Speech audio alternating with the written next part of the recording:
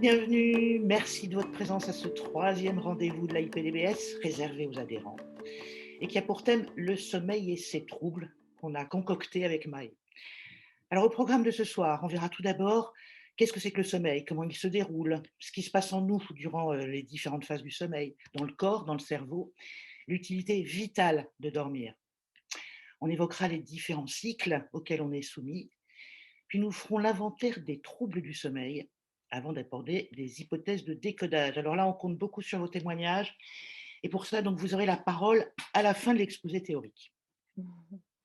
Bon, ça va tout le monde? Est-ce que vous êtes déjà fatigué à 20h08? Un peu, beaucoup? Peut-être que vous avez mal dormi la nuit dernière. C'est normal. On est en train de devenir une humanité de fatigués. Donc c'est vrai que le manque de sommeil aujourd'hui, c'est clairement en fait un problème donc de santé publique. Tout le monde est fatigué.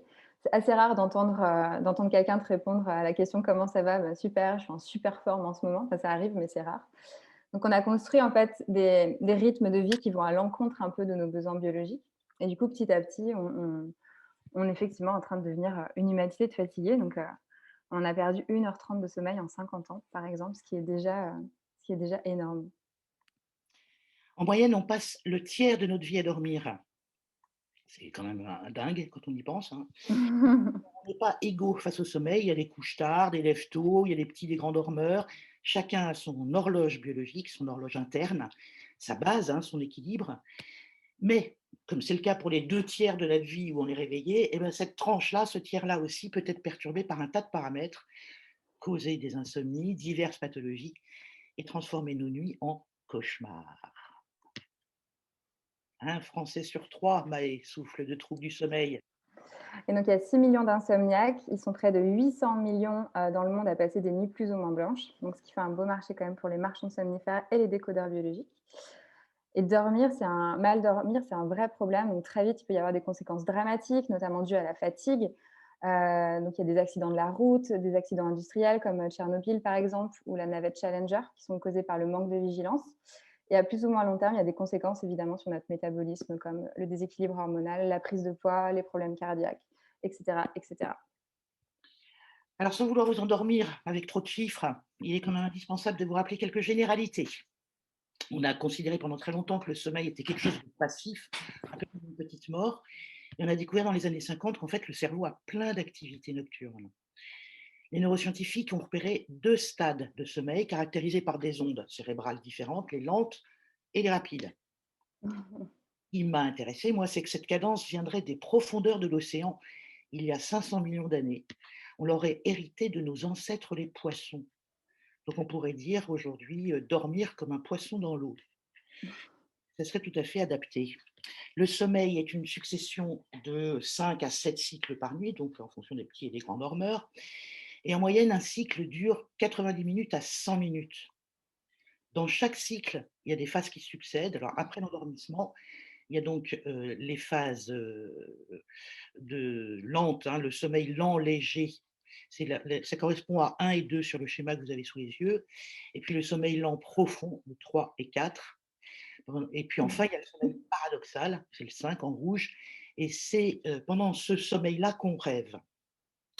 Les cycles n'ont pas tout à fait la même forme en fonction de la nuit. Au début de nuit, les premiers cycles ont plus de sommeil profond, c'est là qu'on récupère le plus. Et en fin de nuit, c'est essentiellement du sommeil paradoxal, c'est donc le matin qu'on rêve le plus. Mmh. On ne dort pas la même durée selon notre âge, hein, vous le savez. Un bébé aurait besoin de 16 à 17 heures par jour, un adulte 2 fois moins. Mais quel que soit notre âge, on ne peut pas vivre sans dormir, sinon on meurt. Alors qu'est-ce qui se passe en nous quand on dort? À quoi ça sert de dormir? Eh ben, il se passe beaucoup de choses. Biologiquement, la machine fonctionne à plein. Donc tout d'abord dans le corps, donc c'est pendant le sommeil lent qu'il y a des éliminations de toxines, restauration des tissus, sécrétion des hormones de croissance, régénération des synapses, des parois des neurones. Et pendant le sommeil profond, on fait des économies d'énergie et le cerveau donc consomme moins de glucose. Donc dormir, ça semble quand même être une nécessité au niveau cellulaire. Il favorise aussi l'immunité.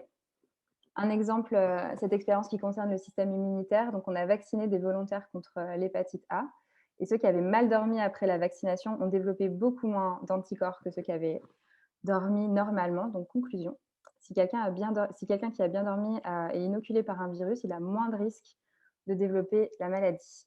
Donc ça, c'est ce qui se passe un peu dans le corps et il se passe aussi plein de choses dans notre cerveau. Parce que de tous les organes, c'est le cerveau qui a le plus besoin de dormir. En fait, les autres organes, comme les muscles, ils ont juste besoin de repos, de plus être actifs, de plus être stimulés pour récupérer l'essentiel. Mais sans sommeil, le cerveau, lui, il ne peut pas survivre. Pourquoi? Eh bien, exactement pour la même raison, en gros, que si vous ne faites jamais la vaisselle, il y a un moment où vous n'aurez plus d'assiette. On peut dire que le sommeil fait le ménage dans les méninges, à grande eau même. Biologiquement, c'est exactement comme si on ouvrait un grand robinet. Écoutez bien, pendant le sommeil, l'espace entre les cellules du cerveau s'élargit.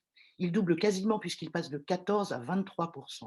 Et cet espace permet au liquide céphalorachidien d'avoir un flux qui va évacuer toutes les substances toxiques, les résidus générés par l'activité neuronale qui se sont accumulés pendant la journée. Donc, c'est un peu comme si toutes les nuits, on nettoyait la cour au jet d'eau pour se débarrasser des papiers gras et des mégots accumulés pendant la fête. Si on n'évacue pas cette pollution, ces toxines, c'est la mort. Un grand ménage, donc, mais pas que. Pendant les phases de sommeil paradoxal, cette fois, notre cerveau fait un gros tri. Il ne met pas tout à la déchette. Il garde les informations utiles, il supprime les autres, il vire les émotions inutiles, il fait des synthèses, des rapprochements entre des souvenirs identiques et les distribue dans le cortex. Il les range pour que ça devienne pérenne. Ça consolide donc les souvenirs tout en atténuant l'émotion associée. D'où sans doute le fameux adage la nuit porte-veille. Donc, dormir aussi, et le sommeil permet aussi d'intégrer les apprentissages, de consolider les souvenirs. Donc, pendant l'éveil, on acquiert les informations, on appelle ça l'encodage, c'est les neurones du coup qui vont créer des nouvelles connexions. Et puis dans la nuit, le cerveau, il va consolider ces connexions, les souvenirs importants, les souvenirs qui sont riches en émotions, qui ont été utiles pour notre survie. Donc après, à chaque fois qu'on a appris un nouveau truc, en fait, le cerveau, il rejoue les gestes, il rejoue l'apprentissage comme un entraînement et ça nous permet après de progresser plus vite et voilà, on appelle ça la mémoire procédurale. Voilà, donc tout ça, ça va, ça vient, tout ça, c'est en fait une histoire de cycle dans lesquels on va rentrer plus profondément maintenant. Tic-tac, tic-tac, notre corps est réglé comme une horloge, cette fameuse horloge biologique se trouve en fait dans le cerveau, dans l'hypothalamus. Alors pour les spécialistes, c'est au niveau des noyaux suprachiasmatiques. Je ne dirai pas où c'est. Le tour du cadran dure 24 heures plus ou moins une demi-heure selon les individus. C'est ce qu'on appelle le rythme circadien. Et en permanence, il y a des synchroniseurs qui mettent la pendule à l'heure. Chez les mammifères que nous sommes, le critère de réglage le plus important, c'est la luminosité. La lumière, ça compte, hein, Maë? Donc la lumière, ça compte tellement. Du coup, je vous ai mis ici, le cycle, la roue de l'année celte, en fait, qui est ponctué de plein de célébrations différentes qu'on ne va pas du tout détailler ici. Mais simplement parce qu'il est intéressant de constater qu'en fait, au cours d'une année, il y a un temps d'éveil, il y a un temps d'éclosion qui commence au printemps, puis qui continue jusqu'à l'automne. Et puis il y a un temps de sommeil qui est l'hiver, qui est un temps de repos, un temps de retour vers soi, plutôt d'intériorité.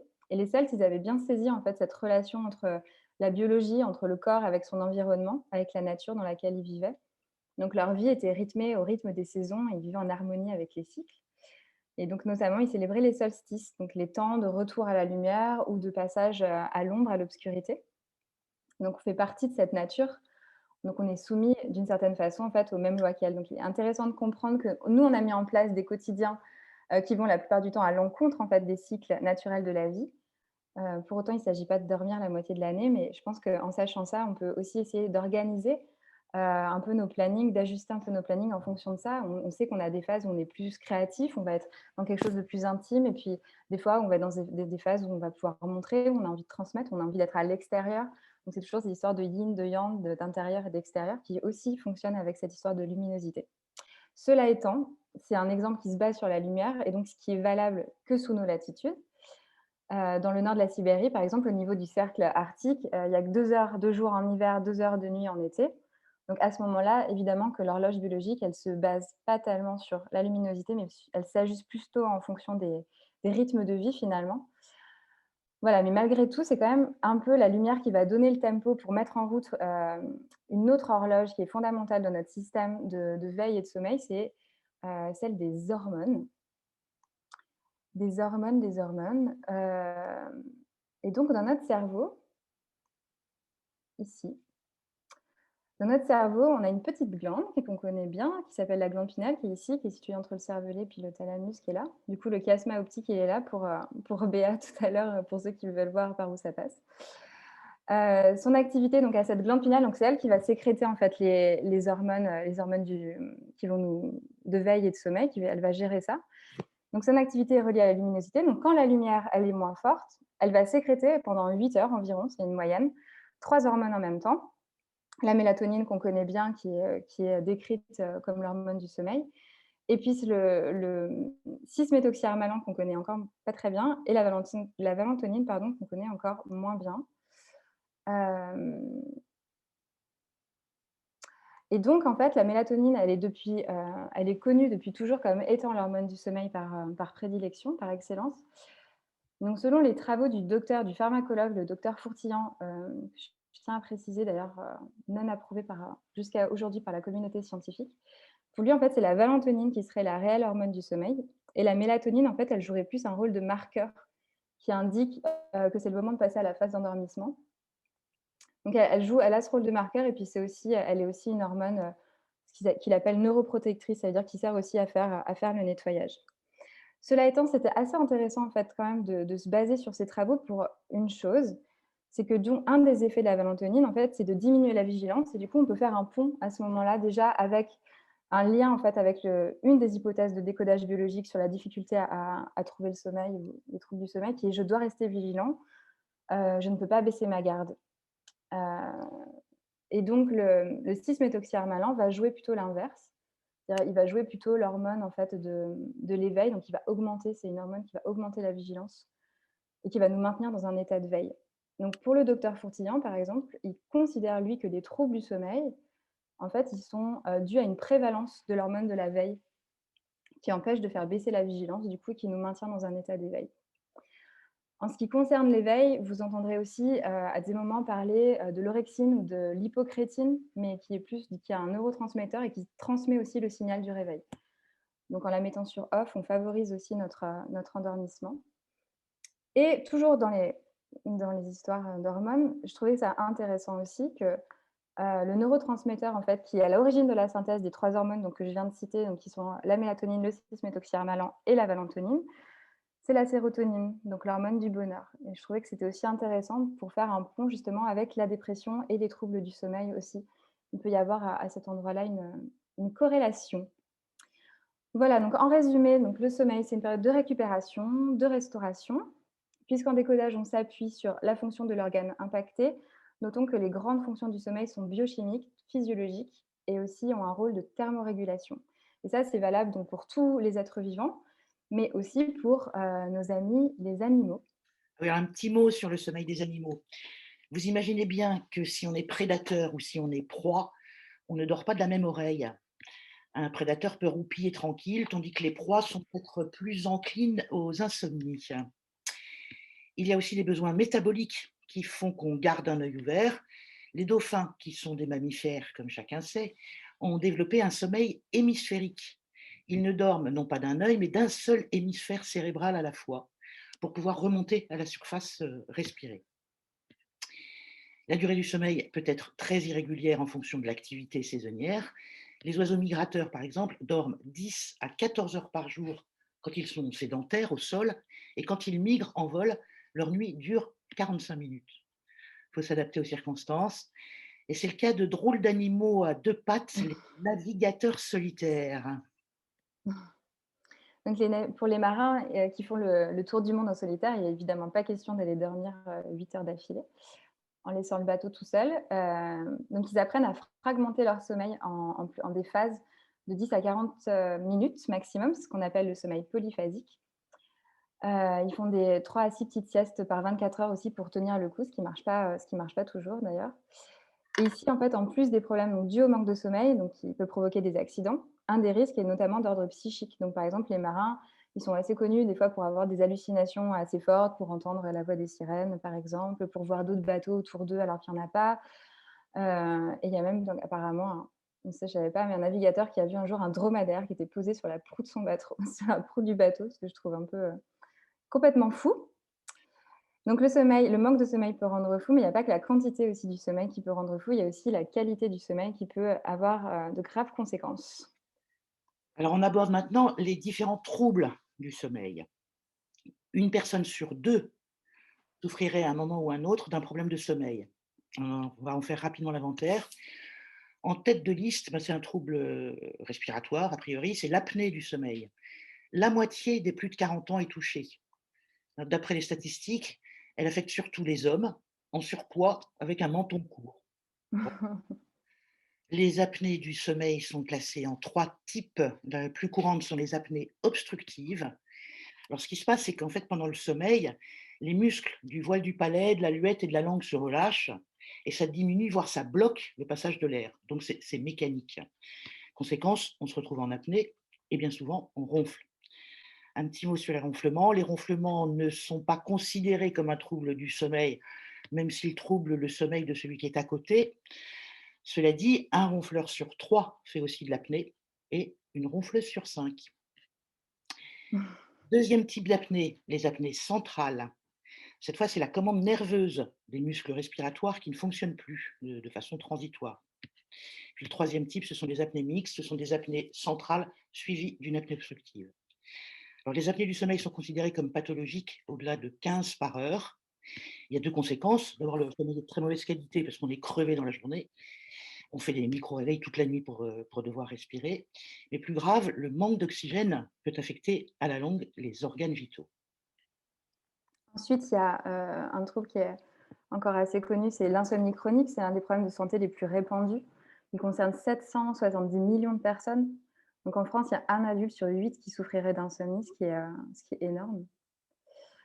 Hem, ça fait plusieurs années qu'on cherche des gènes donc liés à l'insomnie et après avoir analysé l'ADN d'1 300 000 patients, il apparaît que 956 gènes sur 35 000 sont impliqués. L'insomnie, elle se définit par la présence d'au moins un trouble du sommeil. On met plus de 30 minutes à s'endormir. On se réveille en pleine nuit plus d'une demi-heure. On est réveillé au moins 30 minutes avant l'heure choisie. Le temps de sommeil total est inférieur à 6 heures. Et ce, au moins 3 fois par semaine, depuis au moins 3 mois, alors que les conditions de sommeil sont a priori naturellement bonnes. 3e trouble, de plus en plus fréquent dans nos populations et aussi dû à nos rythmes de vie, c'est les troubles du rythme circadien. Donc le rythme circadien, c'est une désynchronisation entre l'horloge interne, donc le rythme veille-sommeil et les donneurs de temps, qui sont donc, la lumière, l'activité sociale, les repas ou même la température extérieure. Donc pour ceux qui sont atteints de ces troubles du rythme circadien, du coup, on dort le jour et on est en pleine forme la nuit. Donc c'est un trouble très bien connu pour, ceux qui souffrent du décalage horaire ou les travailleurs de nuit comme le personnel médical ou les gens de la SNCF, par exemple, aussi. Ah, Jonathan, bon, Il y a un Jonathan. des troubles moins connus, je ne sais pas Jonathan si tu te sens concerné, comme les hypersomnies. On dort tout le temps, on a tout le temps envie de dormir. Il y a les parasomnies. Alors dans les parasomnies, on regroupe, tous les comportements nocturnes indésirables et parfois spectaculaires. Alors le plus connu, c'est le somnambulisme. C'est plutôt fréquent à l'enfance et ça disparaît généralement pendant l'adolescence. Là aussi, il y aurait une forte influence génétique, hein, sur le somnambulisme. On parle, d'un polymorphisme, c'est-à-dire de versions qui varient des fameux gènes qui sont impliqués dans la qualité du sommeil.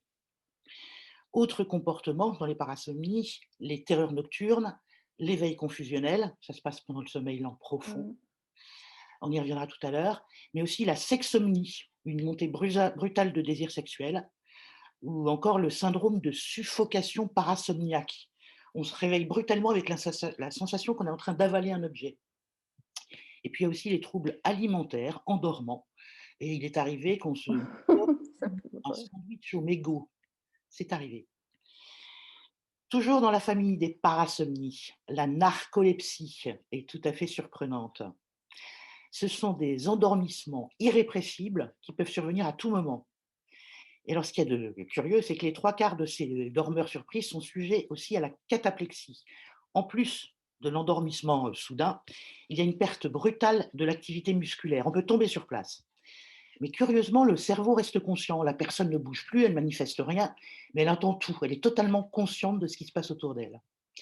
La cause, ça devient intéressant pour nous, c'est toujours en réaction à une émotion soudaine. Une émotion de peur, de colère, mais souvent agréable, positive, principalement le rire, la surprise, le bonheur, l'activité sexuelle. Résultat, on ne peut pas engueuler ses enfants, raconter une histoire drôle ou faire l'amour. On s'endort brutalement en plein milieu. C'est fâcheux. Démonstration en vidéo avec Watson le chien. C'est un petit chien totalement normal, sauf quand on lui propose une de ses croquettes préférées. Regardez. Un symptôme qui est très classique, c'est quand ils sont excités par quelque chose, par exemple la nourriture. Tous les gens qui ont des chiens, ils savent, c'est ça qui les rend vraiment contents. Attention, hop. Ah, ça y est, on voit, hop, vous voyez, vous avez vu, là, il a commencé à devenir un peu paralysé des pattes de derrière. C'est tout, Watson? J'ai l'impression que le poulet, ça n'a pas l'air de marcher. Hein. C'est bon, hein? Oh, on va lui donner autre chose. Arme atomique, on va essayer le sucré.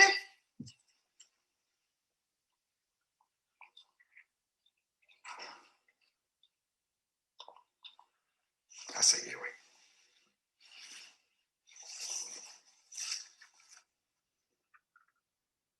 Vous voyez, il ne peut pas le prendre. Il est parti.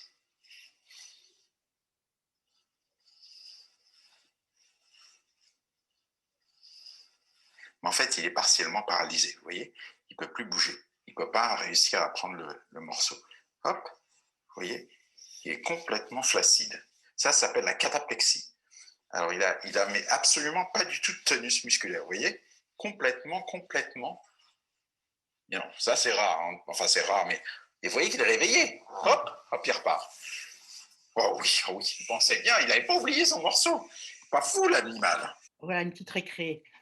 Après avoir fait le tour des principaux troubles du sommeil, on va maintenant passer à la façon d'y remédier. Comment soigner tout ça?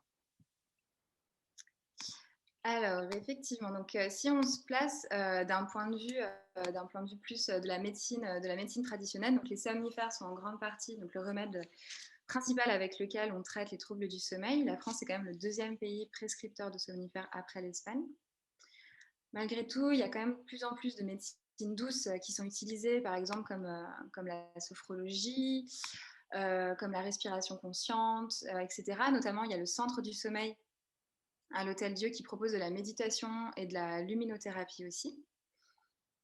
Cela étant, si on règle déjà en fait les causes externes du mauvais sommeil, on règle déjà pas mal de choses. Donc qu'est-ce qu'on appelle des causes externes? Déjà par exemple peut-être avoir un rythme de vie trop chargé. Par exemple, trop de consommation d'écran dans la journée, tard le soir, donc une exposition à une luminosité artificielle trop longue. On a vu que comme nos cycles de éveil-sommeil sont très liés à la luminosité, donc ça peut complètement nous perturber dans nos rythmes circadiens et hormonaux. Ça peut aussi être le bruit, bien évidemment, la literie, la faim, le manque d'activité. Aujourd'hui, on est quand même en tout cas dans nos sociétés occidentales, on est assez sédentaires, encore plus en ce moment d'ailleurs avec le télétravail. Et en fait, c'est hyper important de bouger. L'activité physique, elle permet la sécrétion de l'hormone de l'éveil, donc une forme de régulation en fait, activité, jour, activité, nuit, repos. Il y a aussi la qualité de notre alimentation, de nos rythmes alimentaires qui peuvent détériorer le sommeil. Donc la digestion, c'est quand même une activité assez énergivore. Donc si on mange tard avant le coucher, le cerveau il va engloutir une grande quantité de glucose et un taux de glucose trop élevé dans le sang en fait, peut clairement perturber notre sommeil. Il y a notre foie aussi qui agit comme une horloge interne, sauf que lui, il n'est pas en référence à la luminosité, à la lumière, mais plus à l'apport, c'est plutôt l'apport calorique qui va lui donner l'heure. Donc voilà, il faut trouver une sorte d'harmonie entre l'obscurité, le sommeil, la nourriture. On note aussi que dans le cas d'obésité, les deux hormones de la faim, que sont la leptine et la gréline, dépendent du manque de sommeil. Donc chez les gens en surpoids, on pourrait aussi avoir un problème de sommeil à explorer. puis, il y a un éclairage énergétique qui nous a semblé intéressant, c'est celui de la médecine traditionnelle chinoise. Alors, un petit mot sur le sommeil en MTC, où chaque tranche de 2 heures correspond à un organe, au moment où son énergie est au maximum. Donc, lorsqu'un organe est déficient, c'est dans ces heures-là que certains symptômes peuvent apparaître. Ça voudrait dire que selon l'heure à laquelle on se réveille dans la nuit, on a une piste de l'organe qui a un problème. Par exemple, si un de vos clients se plaint d'être réveillé régulièrement entre 23 heures et 1 heure du matin, c'est l'heure de la vésicule biliaire, peut-être y aurait-il un problème d'amertume, de rancœur à explorer et à digérer. Alors de 1 heure à 3 heures du matin, c'est le créneau du foie, de 3 à 5 heures, c'est le tour des poumons, de 5 à 7, celui du gros intestin, etc. Voilà, c'est un éclairage qui est peut-être intéressant à relier à nos décodages. Et pour info, il y a d'autres décodages émotionnels qui existent avec la médecine traditionnelle chinoise, puisqu'elle relie les poumons à la tristesse et le gros intestin à la culpabilité. Donc après l'énergétique, les causes psychologiques, les causes émotionnelles. Donc selon Sylvie Royan-Parola, qui est psychiatre et présidente du réseau Morphée, je cite, le sommeil est toujours un comportement en interaction avec la psychologie de l'individu. Qu'il y ait ou pas une raison purement organique, quelle que soit la cause, lorsque l'on commence à mal dormir, on met en place des stratégies qui sont liées aux croyances de ce que doit être le repos. Donc dans cet élan, restons dans cet élan qui nous amène donc à explorer des causes plus profondes. Rappelons que l'inconscient est donc d'abord biologique. Et donc on va reprendre ensemble les différents troubles du sommeil qu'on vient d'évoquer avec l'œil du décodage biologique et puis émettre quelques hypothèses concernant tout ça. Voilà, parce que travailler sur les croyances, c'est sûr, mais en décodage, il s'agit d'abord de trouver l'utilité du symptôme, puis retrouver l'origine émotionnelle, le stress, la mémoire d'un trauma, etc. Alors, premier trouble dont on a parlé, c'est l'apnée du sommeil. À quoi ça sert de bloquer sa respiration, de garder l'air? Quand il s'agit d'une apnée centrale, donc neuronale, c'est le projet de respirer. Il faut que je retienne mon souffle, que je ne respire plus, peut-être parce qu'on ne doit pas savoir que je suis là, que j'existe, faire croire que je suis mort, donc surtout pas un souffle. Autre hypothèse, l'air est vicié, c'est irrespirable, ça pue, que ce soit une situation ou une mémoire de feu, de gaz, de virus. Je fais de l'apnée quand j'ai la tête sous l'eau. Donc on peut aussi poser l'hypothèse que je dois garder mon air parce que je suis en train de couler, de me noyer. Ou encore que je veux retourner dans l'eau avant ma naissance, dans le liquide amniotique de ma mère. Jean-Jacques Lagardet qui a fait une proposition. Lui, il propose qu'on garde l'air par impuissance à s'opposer à quelqu'un ou à quelque chose, ou encore pour conserver la trace d'un mort. Un exemple de cas pratique avec l'une de nos adhérentes, Maë.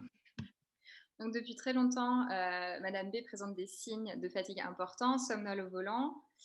Et en juin 2019, on lui diagnostique un syndrome d'apnée du sommeil sévère. Donc elle fait plus de 52 apnées ou hypoapnées par heure. Donc certaines qui peuvent aller jusqu'à 1 minute 28 secondes. Je rappelle que c'est pathologique à partir de 15. Hein. Elle en fait 52. Voilà. Elle le travaille en décodage. Et à la question « Que représente 52 pour toi ?» sa réponse est « Mon année de naissance ». Donc, qu'est-ce qui s'est passé à sa naissance?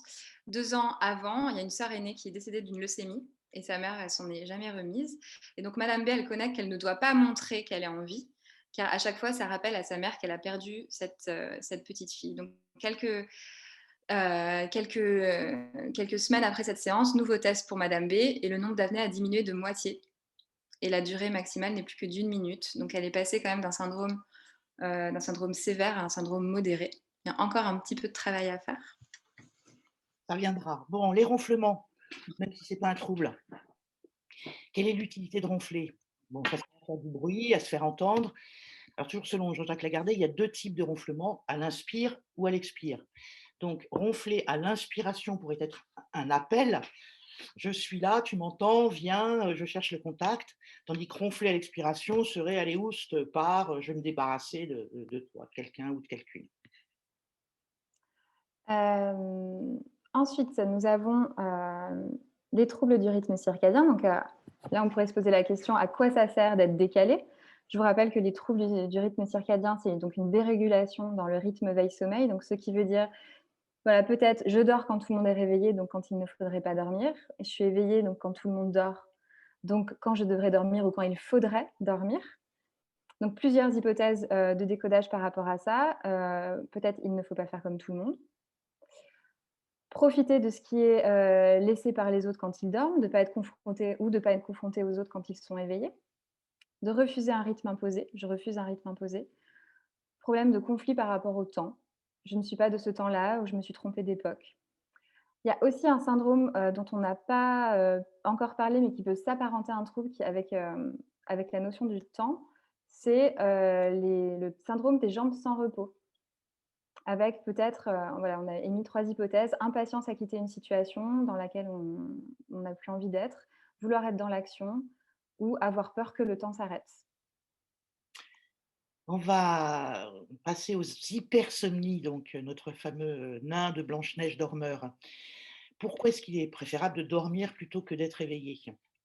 Alors des pistes, hein, la fuite du réel, se déconnecter pour échapper à une réalité, s'anesthésier, ne pas avoir à agir, ne pas avoir à prendre de décision, ne pas avoir à être en lien, perdre la conscience de ce qui se passe. Je n'ai pas la force, la volonté, le désir d'affronter la vie.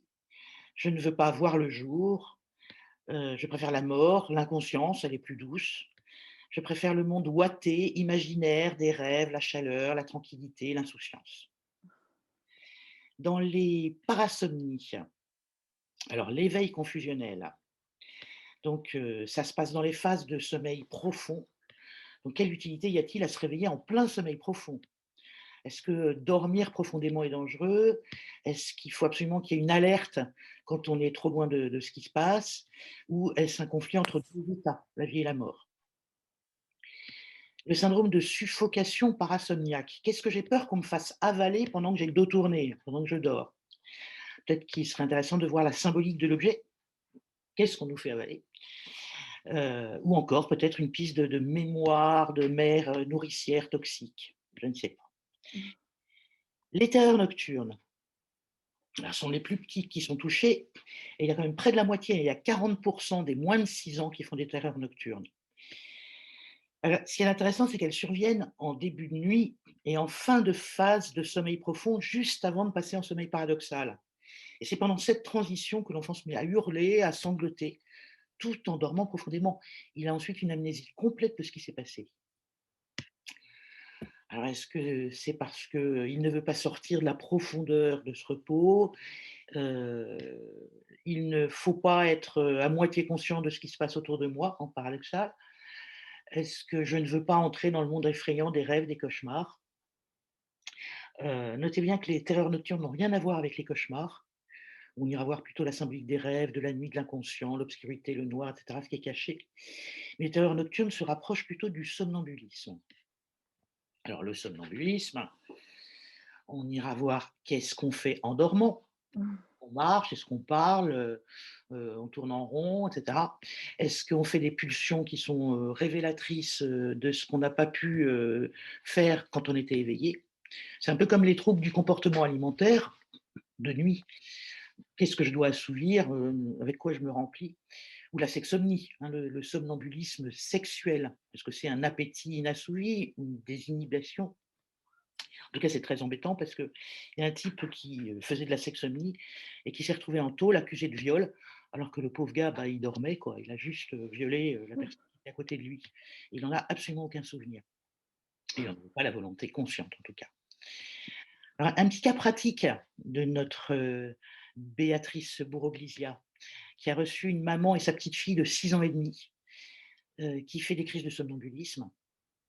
Elle se lève, elle fait tour la maison, elle ouvre toutes les portes, voilà, elle regarde, elle déambule comme ça. Alors depuis quand? Depuis le déménagement. Ah bon, vous avez déménagé? Oui, c'était, après un cambriolage. Ah, et la maman est restée hyper angoissée de ce cambriolage. Et une fois exprimée l'émotion de la maman devant la petite fille, ça a été ridicule, elle a fini de faire ses tours de surveillance nocturne pour voir que tout allait bien. La narcolepsie cataplexique. Alors, c'est Watson le chien. Une émotion et hop, rideau. Donc, il est vital, c'est la diapo suivante, il est vital de dormir dans un climat de danger. On propose conflit d'impuissance à montrer son agressivité, ses dents. Il y a aussi la possibilité de mimer la mort comme certains animaux pour ne pas être mangés, hein, c'est la thanatose. Mais quand il s'agit d'une émotion positive, et non pas de peur, qui provoque la cataplexie, on peut se demander quelle est l'utilité de partir, de mourir, de s'échapper, parce que c'est trop bon, trop de bonheur. Bon, ça sent l'aversion, le trop bon n'est pas supportable, il est dangereux, je ne dois pas montrer que je suis heureux. Voilà pour Watson. Ensuite, l'insomnie chronique. Donc, selon Patrick Lemoine de l'association France Insomnie, la cause de l'insomnie est toujours une insécurité. De quoi a-t-on peur si on s'endort? Pourquoi se mettre en mode sentinelle, en mode vigilance depuis des années? Le plus grand pourvoyeur d'insomnie, c'est la dépression. Rappelons que 300 millions de personnes dans le monde souffrent de dépression. Donc, le non-sommeil peut être là à différents moments de la nuit. Les insomnies des premières heures sont dites les troubles de l'endormissement. Donc, quelle est l'utilité de ne pas s'endormir? Je ne dois pas me relâcher, mais rester vigilant. Je dois contrôler, vivre, profiter de ce temps. Là, on a pêché quelques cas sur le site de l'AIP-DBS de Jean-Philippe Dumoulin. Donc, premier cas, je dois rester éveillée pour prévenir le danger. Si je m'endors, je peux mourir. Donc là, du coup, le sommeil équivaut à perte de conscience associée à perte de vie. Donc, exemple de cette femme qui ne s'endort qu'au petit matin. À la question « Qu'est-ce qui serait dramatique si vous vous endormez ?» remonte l'histoire d'une tentative d'étouffement. Donc, pour ne pas revivre cet événement, je dois rester vigilante, je dois rester consciente. Deuxième cas, je veux rallonger la journée pour faire tout ce que je dois, tout ce que je veux faire.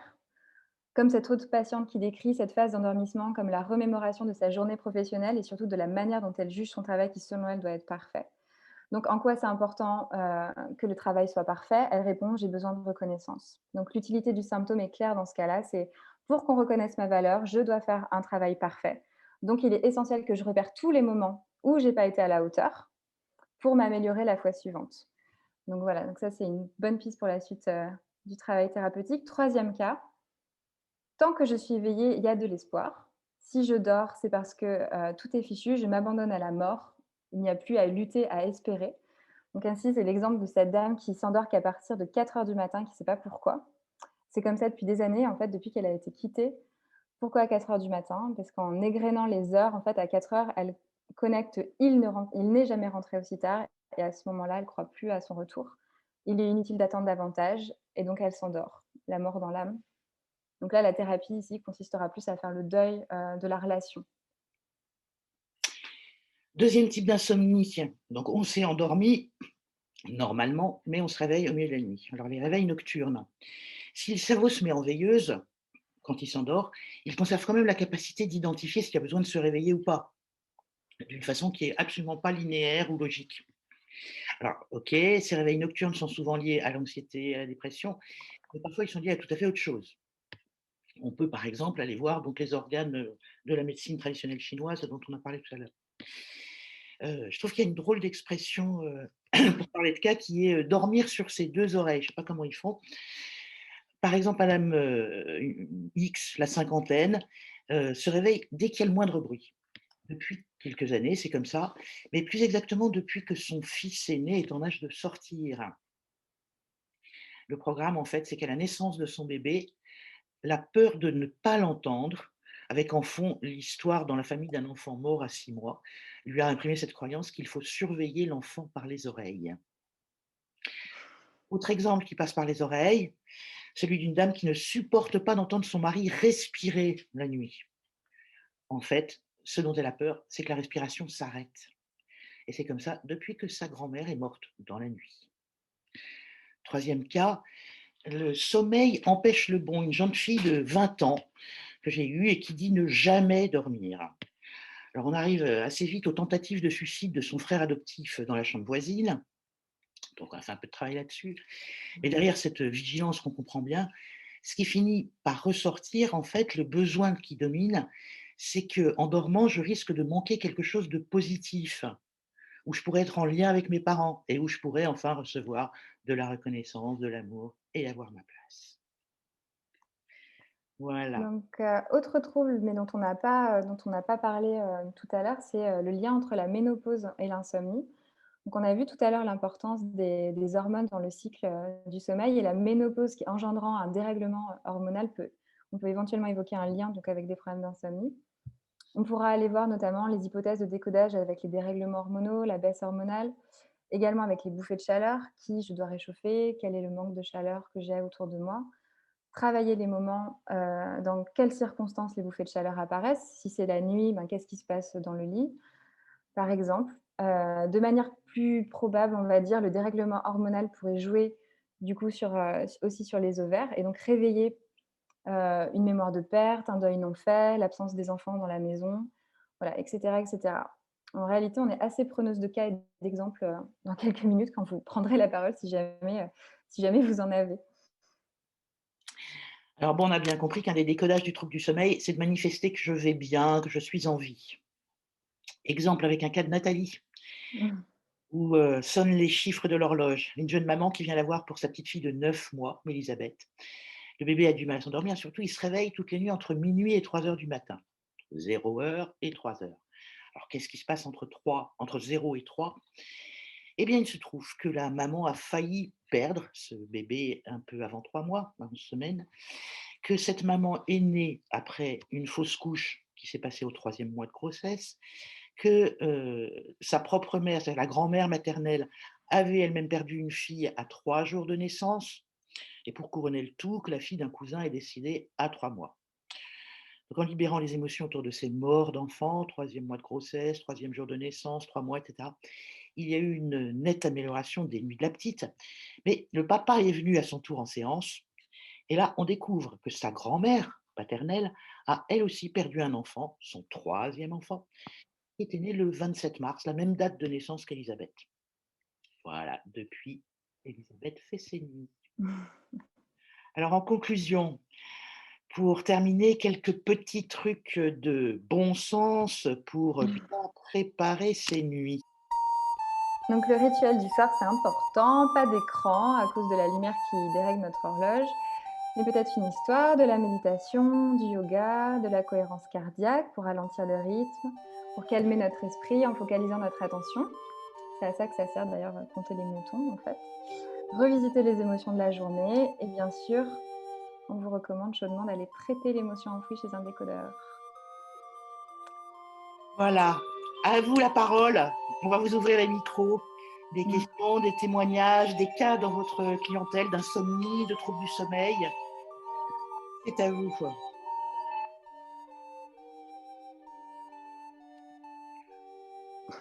Bon, Je vais rester là-dessus. à vous les micros. Voilà. Du sommeil. On va maintenant passer à la façon d'y remédier. Comment soigner tout ça? Alors effectivement, donc si on se place, d'un point de vue plus, de la médecine traditionnelle, donc les somnifères sont en grande partie donc le remède principal avec lequel on traite les troubles du sommeil. La France est quand même le deuxième pays prescripteur de somnifères après l'Espagne. Malgré tout, il y a quand même de plus en plus de médecines douces, qui sont utilisées, par exemple comme la sophrologie, comme la respiration consciente, et cetera. Notamment, il y a le Centre du sommeil à l'Hôtel-Dieu qui propose de la méditation et de la luminothérapie aussi. Cela étant, si on règle déjà en fait les causes externes du mauvais sommeil, on règle déjà pas mal de choses. Donc qu'est-ce qu'on appelle des causes externes? Ben déjà par exemple peut-être avoir un rythme de vie trop chargé. Par exemple, trop de consommation d'écran dans la journée, tard le soir, donc une exposition à une luminosité artificielle trop longue. On a vu que voilà, comme nos cycles de éveil-sommeil sont très liés à la luminosité, donc ça peut complètement nous perturber dans nos rythmes circadiens et hormonaux. Ça peut aussi être le bruit, bien évidemment, la literie, la faim, le manque d'activité. Euh, Aujourd'hui, on est quand même, enfin, en tout cas dans nos sociétés occidentales, on est assez sédentaires. Encore plus en ce moment d'ailleurs avec le télétravail. Et en fait, c'est hyper important de bouger. L'activité physique, elle permet la sécrétion de l'hormone de l'éveil, donc une forme de régulation, en fait, activité, jour, activité, nuit, repos. Il y a aussi la qualité de notre alimentation, de nos rythmes alimentaires qui peuvent détériorer le sommeil. Donc la digestion, c'est quand même une activité assez énergivore. Donc si on mange tard avant le coucher, le cerveau il va engloutir une grande quantité de glucose, et un taux de glucose trop élevé dans le sang en fait, peut clairement perturber notre sommeil. Il y a notre foie aussi qui agit comme une horloge interne, sauf que lui, il n'est pas en référence à la luminosité, à la lumière, mais plus à l'apport. C'est plutôt l'apport calorique qui va lui donner l'heure. Donc voilà, il faut trouver une sorte d'harmonie entre l'obscurité, le sommeil, la nourriture. On note aussi que dans le cas d'obésité, les deux hormones de la faim, que sont la leptine et la gréline, dépendent du manque de sommeil. Donc chez les gens en surpoids, on pourrait aussi avoir un problème de sommeil à explorer. Puis, il y a un éclairage énergétique qui nous a semblé intéressant, c'est celui de la médecine traditionnelle chinoise. Alors, un petit mot sur le sommeil en MTC, où chaque tranche de 2 heures correspond à un organe, au moment où son énergie est au maximum. Donc, lorsqu'un organe est déficient, c'est dans ces heures-là que certains symptômes peuvent apparaître. Ça voudrait dire que selon l'heure à laquelle on se réveille dans la nuit, on a une piste de l'organe qui a un problème. Par exemple, si un de vos clients se plaint d'être réveillé régulièrement entre 23 heures et 1 heure du matin, c'est l'heure de la vésicule biliaire. Peut-être y aurait-il un problème d'amertume, de rancœur à explorer et à digérer. Alors de 1 heure à 3 heures du matin, c'est le créneau du foie, de 3 à 5 heures, c'est le tour des poumons, de 5 à 7, celui du gros intestin, etc. Voilà, c'est un éclairage qui est peut-être intéressant à relier à nos décodages. Et pour info, il y a d'autres décodages émotionnels qui existent avec la médecine traditionnelle chinoise, puisqu'elle relie les poumons à la tristesse et le gros intestin à la culpabilité. Donc après l'énergétique, les causes psychologiques, les causes émotionnelles. Donc selon Sylvie Royan-Parola, qui est psychiatre et présidente du réseau Morphée, je cite, le sommeil est toujours un comportement en interaction avec la psychologie de l'individu. Qu'il y ait ou pas une raison purement organique, quelle que soit la cause, lorsque l'on commence à mal dormir, on met en place des stratégies qui sont liées aux croyances de ce que doit être le repos. Donc dans cet élan, restons dans cet élan qui nous amène donc à explorer des causes plus profondes. Rappelons que l'inconscient est donc d'abord biologique. Et donc on va reprendre ensemble les différents troubles du sommeil qu'on vient d'évoquer avec l'œil du décodage biologique, et puis émettre quelques hypothèses concernant tout ça. Voilà, parce que travailler sur les croyances, c'est sûr, mais en décodage, il s'agit d'abord de trouver l'utilité du symptôme, puis retrouver l'origine émotionnelle, le stress, la mémoire d'un trauma, etc. Alors, premier trouble dont on a parlé, c'est l'apnée du sommeil. À quoi ça sert de bloquer sa respiration, de garder l'air? Quand il s'agit d'une apnée centrale, donc neuronale, c'est le projet de respirer. Il faut que je retienne mon souffle, que je ne respire plus, peut-être parce qu'on ne doit pas savoir que je suis là, que j'existe, faire croire que je suis mort, donc surtout pas un souffle. Autre hypothèse, l'air est vicié, c'est irrespirable, ça pue, que ce soit une situation ou une mémoire de feu, de gaz, de virus. Je fais de l'apnée quand j'ai la tête sous l'eau. Donc on peut aussi poser l'hypothèse que je dois garder mon air parce que je suis en train de couler, de me noyer, ou encore que je veux retourner dans l'eau avant ma naissance, dans le liquide amniotique de ma mère. Jean-Jacques Lagardet qui a fait une proposition. Lui, il propose qu'on garde l'air par impuissance à s'opposer à quelqu'un ou à quelque chose, ou encore pour conserver la trace d'un mort. Un exemple de cas pratique avec l'une de nos adhérentes, Maë.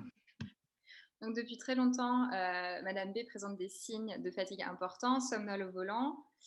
Et en juin 2019, on lui diagnostique un syndrome d'apnée du sommeil sévère. Donc elle fait plus de 52 apnées ou hypoapnées par heure. Donc certaines qui peuvent aller jusqu'à 1 minute 28 secondes. Je rappelle que c'est pathologique à partir de 15. Elle en fait 52. Voilà. Elle le travaille en décodage. Et à la question « Que représente 52 pour toi ?» sa réponse est « Mon année de naissance ». Donc, qu'est-ce qui s'est passé à sa naissance? 2 ans avant, il y a une sœur aînée qui est décédée d'une leucémie et sa mère, elle s'en est jamais remise. Et donc, Madame B, elle connaît qu'elle ne doit pas montrer qu'elle est en vie. car à chaque fois, ça rappelle à sa mère qu'elle a perdu cette petite fille. Donc, quelques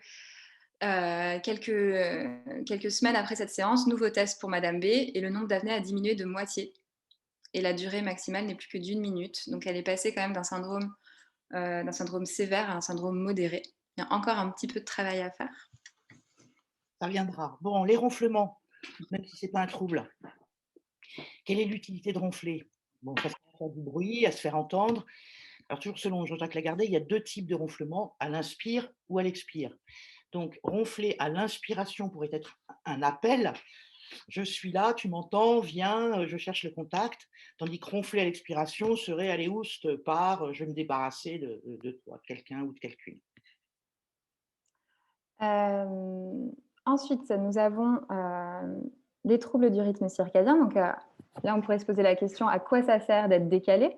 Je vous rappelle que les troubles du rythme circadien, c'est donc une dérégulation dans le rythme veille-sommeil. Donc, ce qui veut dire, voilà, peut-être je dors quand tout le monde est réveillé, donc quand il ne faudrait pas dormir. Je suis éveillée, donc quand tout le monde dort, donc quand je devrais dormir ou quand il faudrait dormir. Donc, plusieurs hypothèses de décodage par rapport à ça. Peut-être il ne faut pas faire comme tout le monde. Profiter de ce qui est laissé par les autres quand ils dorment, de ne pas être confronté ou de ne pas être confronté aux autres quand ils sont éveillés. De refuser un rythme imposé. Je refuse un rythme imposé. Problème de conflit par rapport au temps. Je ne suis pas de ce temps-là ou je me suis trompée d'époque. Il y a aussi un syndrome dont on n'a pas encore parlé, mais qui peut s'apparenter à un trouble avec la notion du temps. C'est le syndrome des jambes sans repos. Avec peut-être, voilà, on a émis 3 hypothèses: impatience à quitter une situation dans laquelle on n'a plus envie d'être, vouloir être dans l'action ou avoir peur que le temps s'arrête. On va passer aux hypersomnies, donc notre fameux nain de Blanche-Neige dormeur. Pourquoi est-ce qu'il est préférable de dormir plutôt que d'être éveillé? Alors des pistes, hein, la fuite du réel, se déconnecter pour échapper à une réalité, s'anesthésier, ne pas avoir à agir, ne pas avoir à prendre de décision, ne pas avoir à être en lien, perdre la conscience de ce qui se passe. Je n'ai pas la force, la volonté, le désir d'affronter la vie. Je ne veux pas voir le jour. Je préfère la mort, l'inconscience, elle est plus douce. Je préfère le monde ouaté, imaginaire, des rêves, la chaleur, la tranquillité, l'insouciance.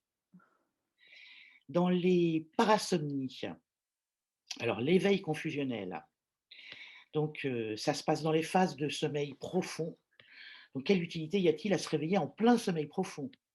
Est-ce que dormir profondément est dangereux? Est-ce qu'il faut absolument qu'il y ait une alerte quand on est trop loin de ce qui se passe? Ou est-ce un conflit entre 2 états, la vie et la mort? Le syndrome de suffocation parasomniaque. Qu'est-ce que j'ai peur qu'on me fasse avaler pendant que j'ai le dos tourné, pendant que je dors? Peut-être qu'il serait intéressant de voir la symbolique de l'objet. Qu'est-ce qu'on nous fait avaler? Ou encore peut-être une piste de mémoire de mère nourricière toxique. Je ne sais pas. Mmh. Les terreurs nocturnes. Ce sont les plus petits qui sont touchés et il y a quand même près de la moitié, il y a 40% des moins de 6 ans qui font des terreurs nocturnes. Alors, ce qui est intéressant, c'est qu'elles surviennent en début de nuit et en fin de phase de sommeil profond, juste avant de passer en sommeil paradoxal. Et c'est pendant cette transition que l'enfant se met à hurler, à sangloter, tout en dormant profondément. Il a ensuite une amnésie complète de ce qui s'est passé.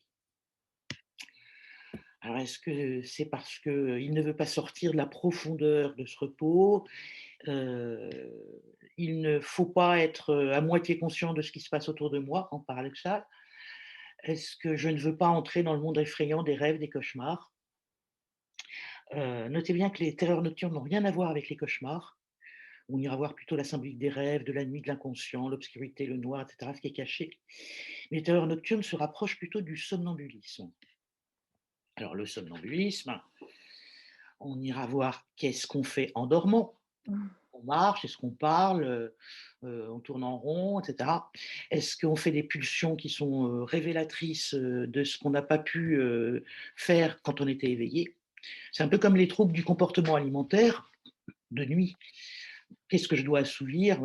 Avec quoi je me remplis? Ou la sexomnie, hein, le somnambulisme sexuel. Est-ce que c'est un appétit inassouvi ou une désinhibition? En tout cas, c'est très embêtant parce qu'il y a un type qui faisait de la sexomie et qui s'est retrouvé en tôle accusé de viol, alors que le pauvre gars, bah, il dormait, quoi. Il a juste violé la personne qui était à côté de lui. Il n'en a absolument aucun souvenir. Il n'en avait pas la volonté consciente, en tout cas. Alors, un petit cas pratique de notre Béatrice Bourroglisia, qui a reçu une maman et sa petite fille de 6 ans et demi, qui fait des crises de somnambulisme. Elle se lève, elle fait tour de la maison, elle ouvre toutes les portes, voilà, elle regarde, elle déambule comme ça. Alors, depuis quand? Depuis le déménagement. Ah bon, vous avez déménagé? Oui, c'était après un cambriolage. Ah, et la maman est restée hyper angoissée de ce cambriolage. Et une fois exprimée l'émotion de la maman devant la petite fille, ça a été ridicule, elle a fini de faire ses tours de surveillance nocturne pour voir que tout allait bien.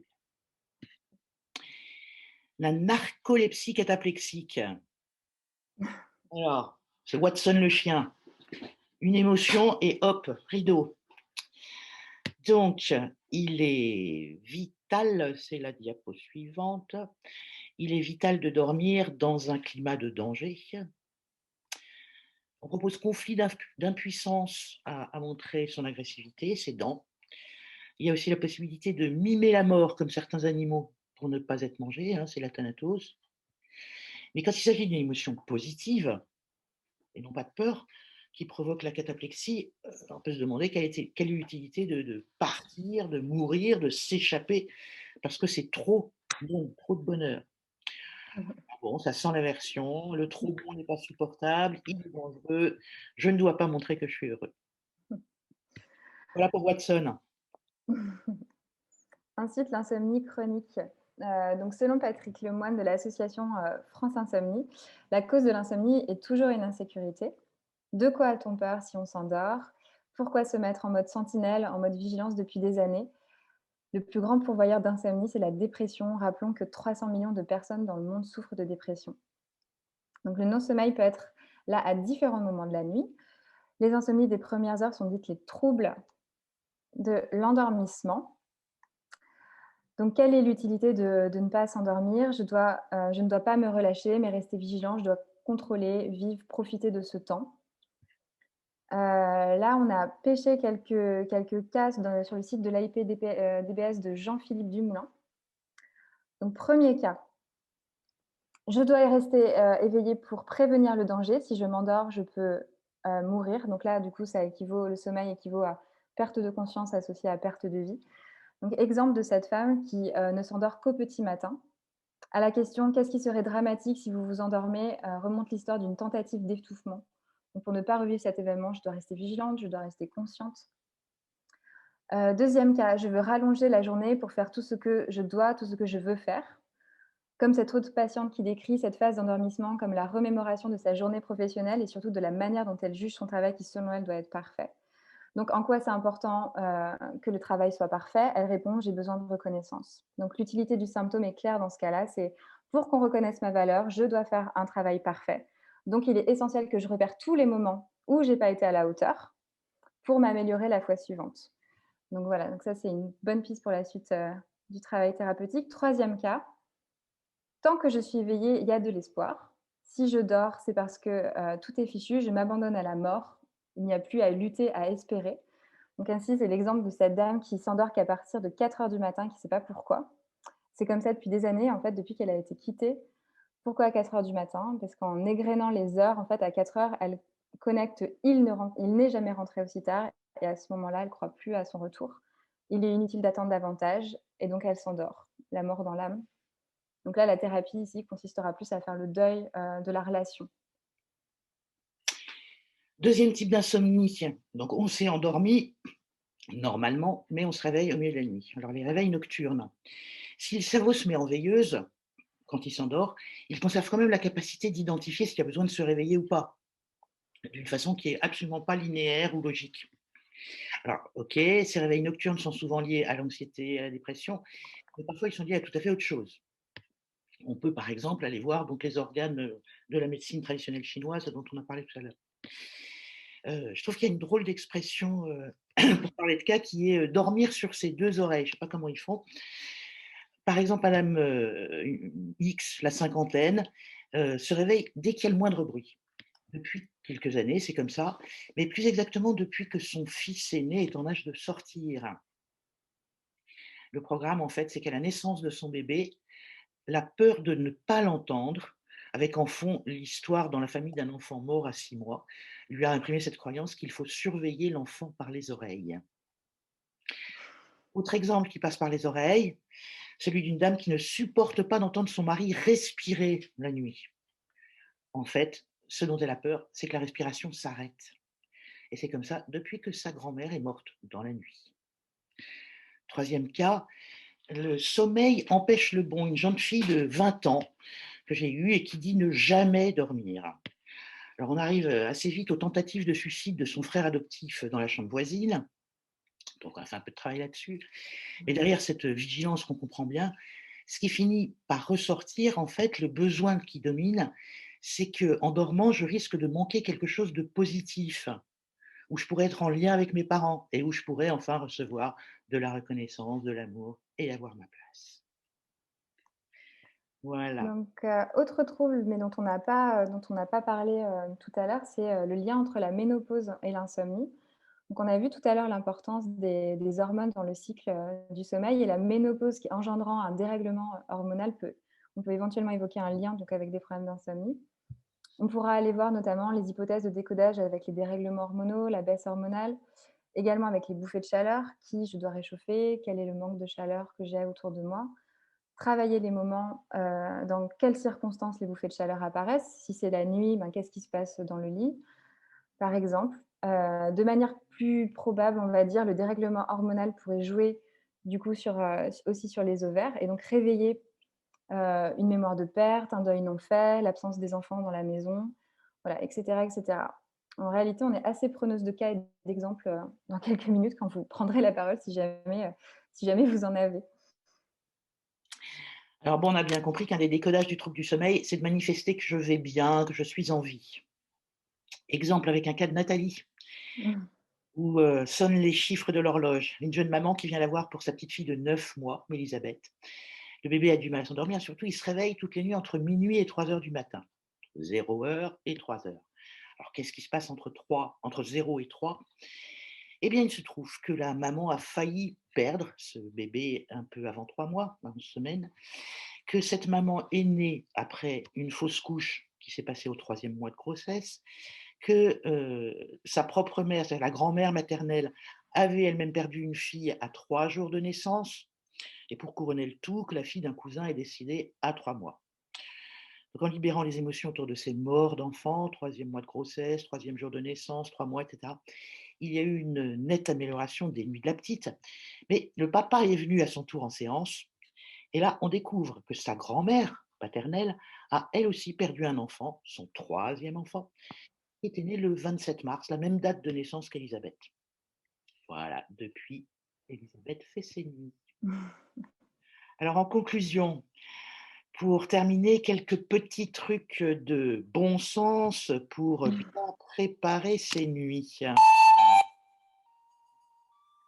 Donc le rituel du soir, c'est important, pas d'écran à cause de la lumière qui dérègle notre horloge, mais peut-être une histoire, de la méditation, du yoga, de la cohérence cardiaque pour ralentir le rythme, pour calmer notre esprit en focalisant notre attention.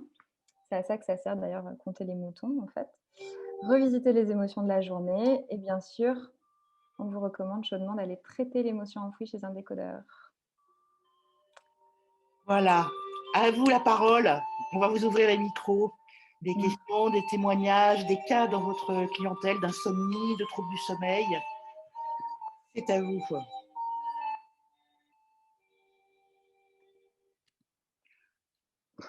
Bon, Je vais rester là-dessus. à vous les micros. Voilà.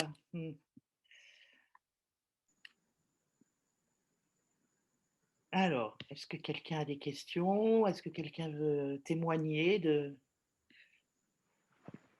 choses qu'il a vécues, connues dans son cabinet? Bon, Juste une petite question concernant les cycles en lien avec la médecine chinoise, c'est l'heure du soleil? oui, Ok. je crois. Vérifier avec Martine. Ah, le tableau. Le tableau correspond à l'heure d'hiver. Donc là, en ce moment, il faut décaler le tableau. Il était valable jusqu'à 2 semaines. Ah, bon. Moi, je veux bien faire, c'est pas vraiment une question, c'est plus un commentaire par rapport aux adolescents qui ont un sommeil complètement décalé, enfin qui s'endorment facilement à 3 heures du matin, qui se réveillent à midi. Ils ont un vrai décalage du rythme circadien, du coup. Et c'était intéressant d'entendre ce décodage parce que refus d'un rythme imposé, ils refusent tout, les adolescents, justement. Il est question de leur identité, de trouver leur identité et de se défaire de toutes les identifications. Donc, on rejette tout. Et puis, il ne faut pas faire comme tout le monde parce qu'ils se cherchent. Et je trouvais que c'était intéressant. Et du coup, ça donne du sens à ce problème de l'adolescence qui est souvent le sommeil quand même. Enfin, ils dorment, hein, mais pas au bon moment, quoi. Et certains parents, c'est insupportable. Est-ce qu'il n'y a pas les hormones aussi qui rentrent en jeu? Alors peut-être, mais le fait d'avoir à lâcher tout ce à quoi ils se sont identifiés, c'est-à-dire je refuse de faire comme mes parents, je refuse de faire comme tout le monde, je refuse parce que je veux chercher moi-même ce que je suis et ce que je veux faire, quoi. Donc peut-être aussi, vraisemblablement, qu'il y a un problème hormonal. Mais ouais, je trouvais ça intéressant. Et un autre petit commentaire par rapport à l'hypersomnie. J'ai eu très très peu de cas d'insomnie. C'est peut-être parce que je ne sais pas ce que c'est. Mais je me souviens d'avoir eu un cas d'hypersomnie. Et l'histoire, c'est lointain et un petit peu flou, mais l'histoire, c'était que en fait, quand elle était petite, eh bien, sa mère lui disait, bon, allez, maintenant, il faut dormir, il fallait tout le temps dormir. Et elle se rendait compte que quand elle dormait longtemps, sa mère était super heureuse. Et il y avait une espèce de souvenir, je suis une bonne fille si je dors longtemps ou si je dors bien. Et ça avait un petit peu soulagé son hypersomnie. Il y avait comme un modèle, quoi. Je m'étais modélisée à ça. Si je dors beaucoup, je suis gentille. Il y avait un truc comme ça. Voilà. On avait parlé tout à l'heure du lien entre troubles du sommeil et ménopause. Moi, j'ai une personne qui se réveillait la nuit à cause de bouffées de chaleur. La médecine la disait préménopausée, mais elle avait des bouffées de chaleur depuis l'âge de 29 ans et une perturbation des cycles depuis l'âge de 35 ans, un truc comme ça. Donc, c'était différents symptômes et à mon avis différents décodages, mais je ne l'ai pas suivi très très longtemps. Et c'était pas vraiment un trouble du sommeil. Elle était réveillée par sa transpiration, par le fait d'avoir froid, d'être moite dans la nuit. C'était ça qui l'a réveillée. Mais comme vous en avez parlé, ouais, il y avait effectivement quelque chose. Alors elle, le décodage, c'était donc les bouffées de chaleur. Pour les bouffées de chaleur, pas pour les cycles perturbés, mais pour les bouffées de chaleur, c'était le décès de sa maman. Elle a commencé à avoir ses bouffées de chaleur à l'âge de 29 ans. Et en fait, à 29 ans, elle s'était mise en couple avec un homme qui vivait encore chez ses parents. Et donc, elle dormait chez les parents de ce gars-là. Sauf que les parents, c'était des parents qui avaient au moins 70 ans, je ne sais plus. Enfin, il y avait un grand décalage, il l'avait eu très très tard. Et elle disait que chez eux, ça sentait comme dans le pensionnat de bonne sœur dans lequel elle est allée à partir du moment où sa mère était décédée. Et donc, en fait, elle était replongée dans ce truc-là et dans sa solitude de petite fille, quoi.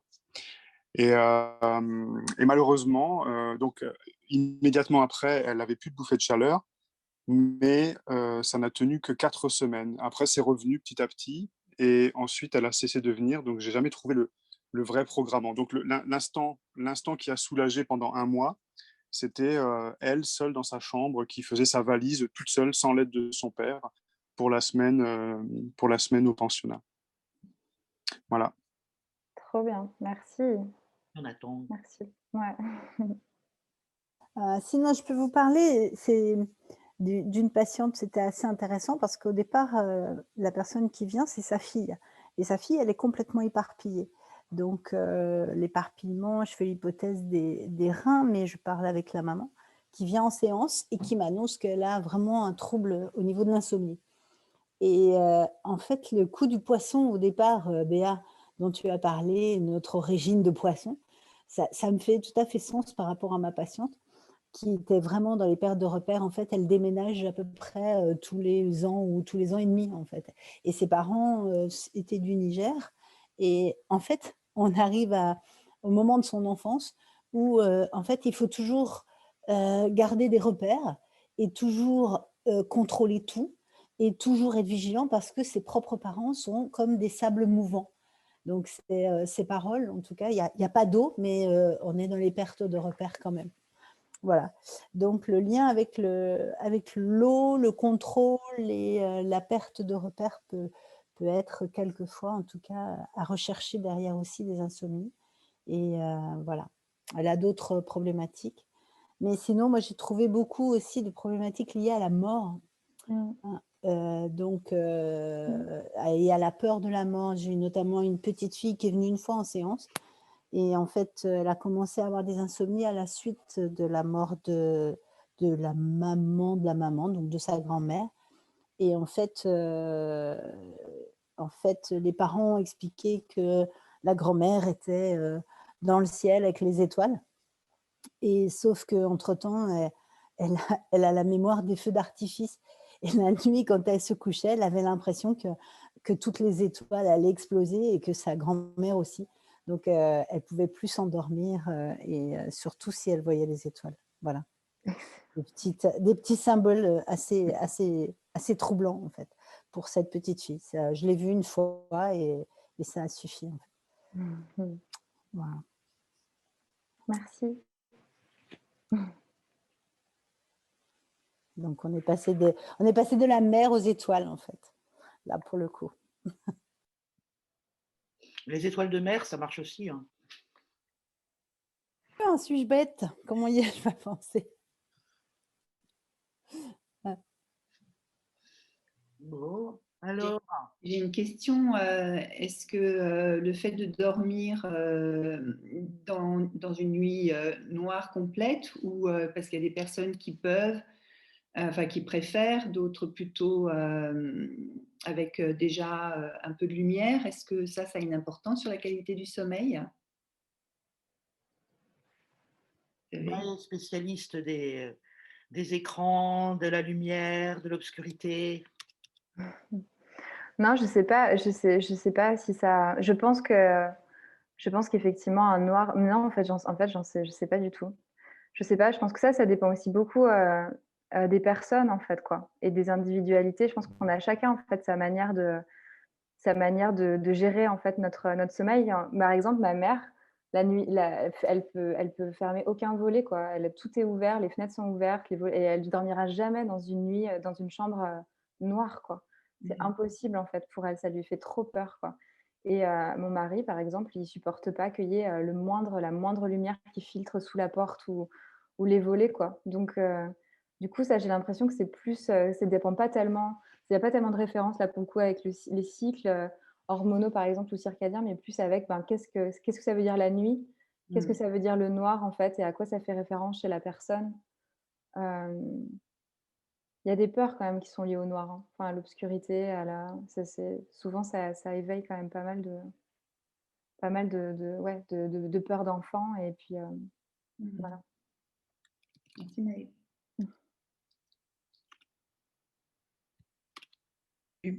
Peut-être aussi comment l'enfant a été, comment les parents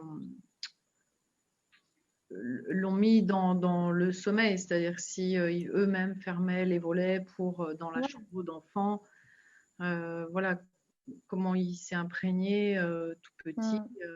Moi, je sais que c'est pareil. Je suis comme ton mari, pas un ray de lumière, et je sais que quand j'étais petite, c'était tout fermé, hermétique, voilà.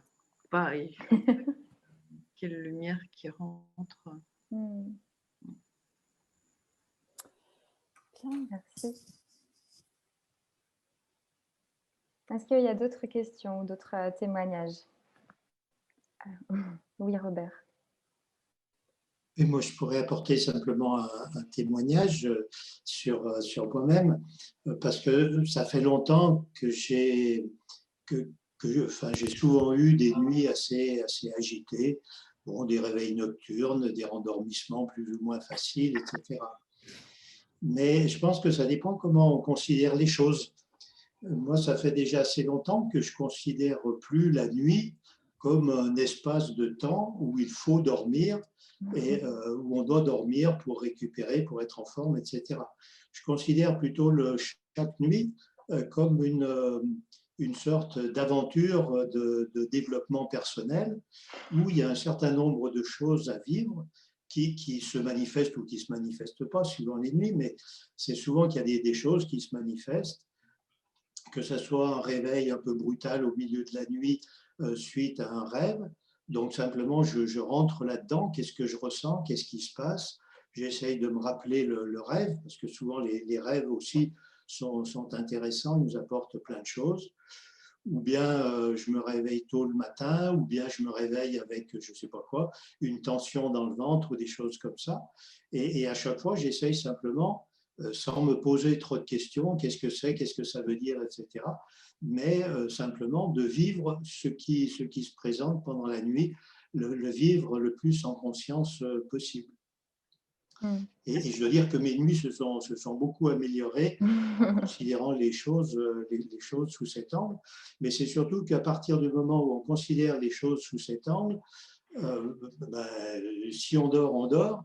Si on est réveillé, on est réveillé, c'est tout. C'est pas un problème. C'est simplement quelque chose à vivre. Donc on vit le sommeil, mais aussi les insomnies. On les vit beaucoup mieux, quoi.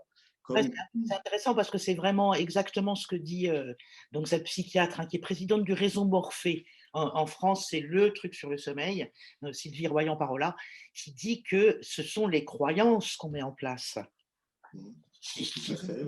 voilà, qui vont être la cause de dérèglement. Oui, c'est la façon de considérer les choses. Et je pense que le sommeil, comment dire, c'est un moment où il y a un relâchement, une relaxation, un relâchement des muscles et tout ça. Et donc, c'est très favorable pour la remontée des choses plus ou moins inconscientes qui ne se manifestent pas dans la journée parce qu'on a tous un petit peu nos défenses et tout ça, et qui en profitent la nuit, justement, comme on est plus relâché, qui en profitent la nuit pour se manifester. Donc, je dirais que c'est un moment privilégié pour ressentir les vieux trucs inconscients qui ne se manifestent pas généralement dans la journée. Donc, je dis, chaque nuit, c'est plutôt une aventure. Qu'est-ce qui va se passer cette nuit, quoi. Je suis d'accord avec toi. Pardon ? Encore faut-il l'accepter. Oui, mais c'est ça, je crois que c'est surtout une façon de voir les choses et d'accepter que, voilà, si on dort, c'est très bien, si on ne dort pas, c'est très bien aussi, c'est qu'on a autre chose à vivre. Et j'ai eu plein de prises de conscience comme ça pendant la nuit, ou alors pendant la nuit, il se passe quelque chose, par exemple, je sens une tension assez forte quelque part, je ne sais pas ce que c'est, je reste avec, je respire dedans et tout ça, et le matin, d'un seul coup, tac, il y a quelque chose qui m'apparaît comme une évidence, quoi. Une prise de conscience qui se fait toute seule. Oui, c'est un bon sommeil alors, même si on n'a pas dormi. D'une certaine façon, oui. Ouais, Jonathan. Pardon. Non, il y a Jonathan qui lève la main. J'avais une question. Est-ce que vous évoquiez que dans les 50 dernières années, en moyenne, on a perdu 1h30 de sommeil entre 1h et 1h30 dans notre monde industrialité occidentale. Est-ce que vous avez trouvé quelque chose, alors c'est peut-être pas documenté, sur cette année, est-ce qu'il y a quelque chose on n'a pas cherché.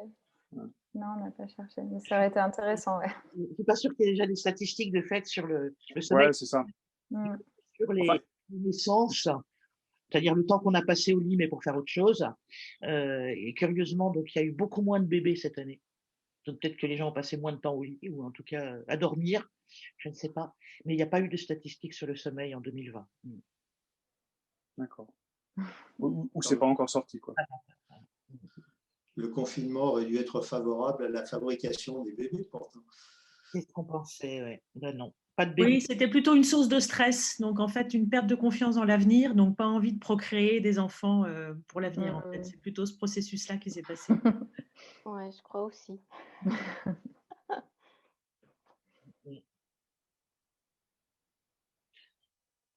Bon. Je baisse la main, alors. Hein. Ben oui, baisse la main. Ok. Autre chose? Moi, j'ai le cas d'un homme de 50 ans qui vient pour effectivement réveil nocturne vers 3-4 heures du matin. Et en fait, je lui fais faire le dessin yeux fermés du moment où il se réveille. Et en fait, sur le dessin yeux fermés, bah, il se dessine dans son lit et puis sa femme à côté, sauf qu'effectivement, sa femme est, pour la dessiner, il prend le feutre transparent. Donc, en fait, sa femme n'est pas là quand, en fait, il est dans son lit. Et là, il réalise qu'il a une terreur que sa femme meure pendant la nuit. Et donc, voilà, on a travaillé sur cette émotion-là. Et en fait, on n'a pas été... ça a suffi, en fait, pour arrêter ces problèmes d'insomnie. On n'a pas dû aller chercher un programmant. En fait, c'était vraiment suffisamment puissant pour, effectivement, que ces troubles s'arrêtent. Incroyable, super. Merci. Ouais.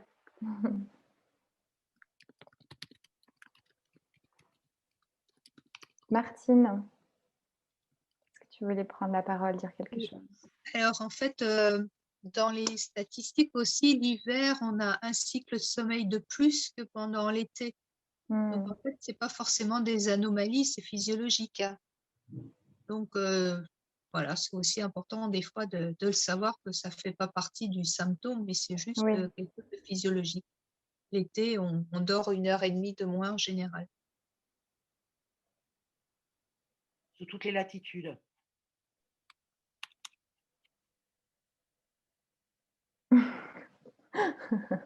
Parce qu'il y a... Encore une fois, on parle beaucoup de l'influence de la lumière et des cycles sous nos latitudes à nous, où on a vraiment une différence hiver-été d'ensoleillement dans la journée, enfin de lumière dans la journée, mais ce n'est pas du tout le cas sous les tropiques, sous l'équateur, et c'est complètement inversé au pôle. Donc voilà, j'ai peur qu'on ne parle que de notre point de vue occidental, de notre 40e degré de latitude nord. Et, on ne va pas avoir beaucoup de lapons en consultation. Enfin, moi, chez moi, il n'y a pas. Hein. Un lapon t'a posé un lapin.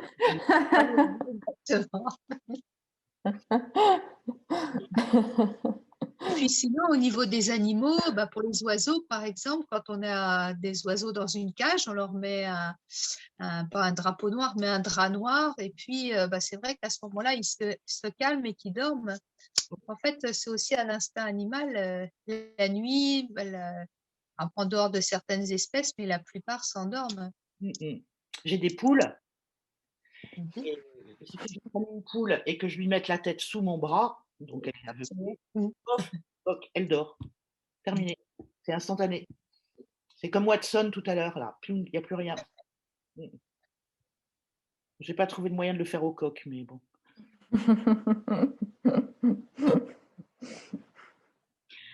Okay. Est-ce que vous avez trouvé quelque chose sur la paralysie du sommeil? Non. Non. Non, je pense que c'est pas très répandu, donc ça ne doit pas être très... C'est quoi en fait?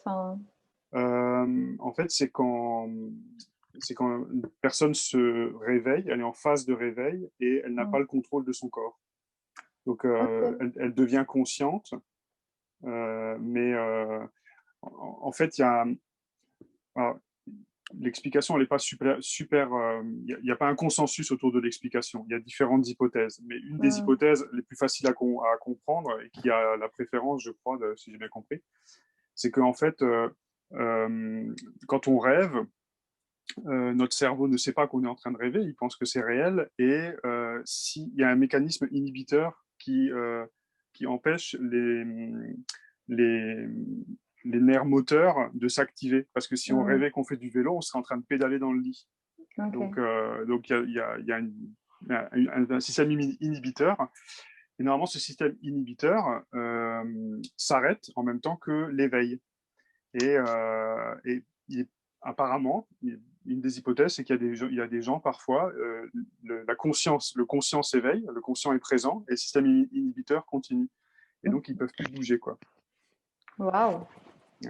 Ouais, non, je ne connaissais pas du tout. Ok. Enfin, ça me fait penser à l'inverse.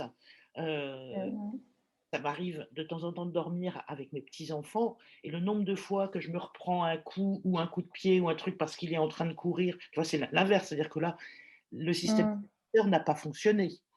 Il rêve et il fait les gestes. Ouais, alors ça, je sais pas trop. Je m'étais un tout petit peu intéressé au truc et comme normalement comme tu l'as dit, Béa, la partie du rêve, c'est le sommeil paradoxal. C'est possible que le truc inhibiteur, ce soit que pendant le sommeil paradoxal. Et dans l'autre phase de sommeil, il n'y est pas. Et donc là, peut-être que c'est là que tu te retournes, que tu bouges. Je sais pas. Mais bon, c'est vrai, tu as raison, il y a des gens qui parlent aussi dans leur sommeil et ça a un rapport avec les rêves. Donc, il y a peut-être aussi une malfonction dans l'autre sens.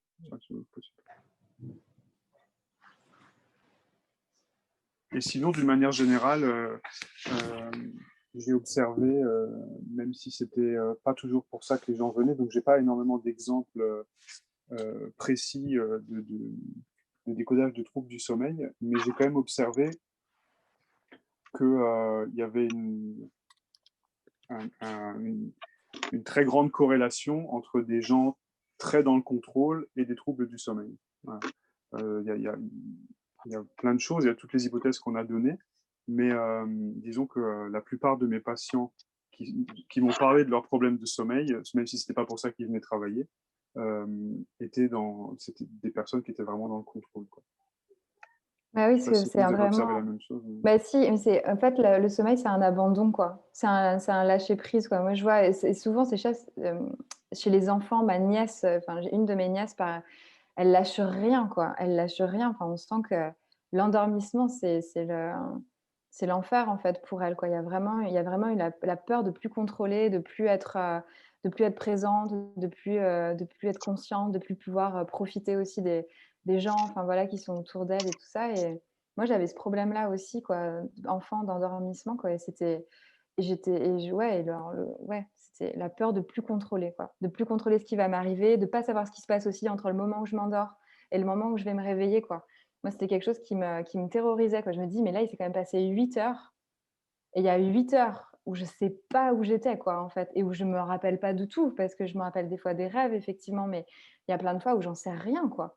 Et moi, ça me terrorisait de savoir que pendant entre 8 et 10 heures, j'étais nulle part où je savais, où je pouvais dire, ah ouais, j'étais là, où j'ai fait ça.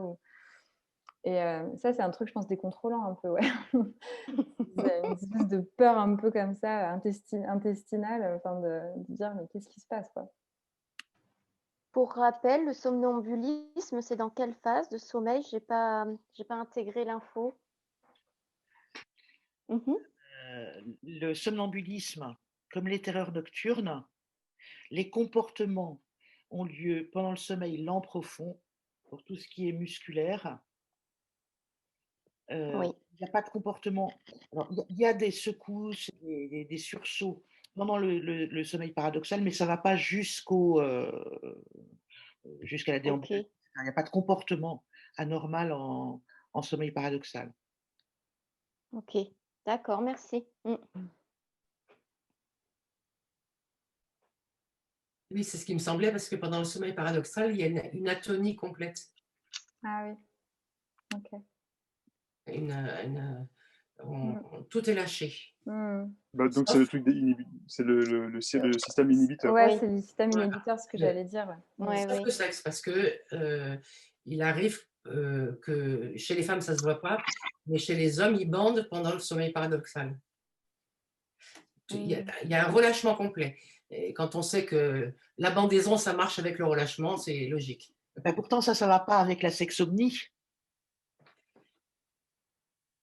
Oui, mais la sexomnie, ce n'est pas pendant le sommeil paradoxal, puisque la personne bouge et se lève. Oui.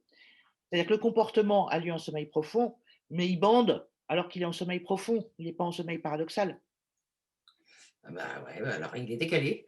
Oui, sachant que je peux témoigner, il y a des hommes qui ont des érections en étant réveillés aussi. Hein. Ça arrive. Pas que besoin de dormir pour. Qu'est-ce que tu nous rassures? Non, pas que en dormant. Ok. D'autres réflexions? Non? Ok. Ah ouais. Bon, ben, écoutez, on va peut-être arrêter là, histoire de prendre une bonne nuit. Bravo. Oui, merci Ouais. beaucoup, Béa et Maë. Un grand Ouais. merci. Bravo à toutes les deux. C'était super clair, précis, concis. Super. Merci. On se retrouve le 14 juin pour un rendez-vous consacré à l'EFT. Alors, d'ici là, portez-vous bien à l'est, à l'ouest, au sud. Merci. Une bonne nuit réparatrice. Pour être en bonne forme. Merci, à bientôt. Merci beaucoup. tout le monde. Merci Léa de m'avoir invité. Bonne soirée. Merci. Bonsoir. Ciao. À bientôt. Bonne nuit.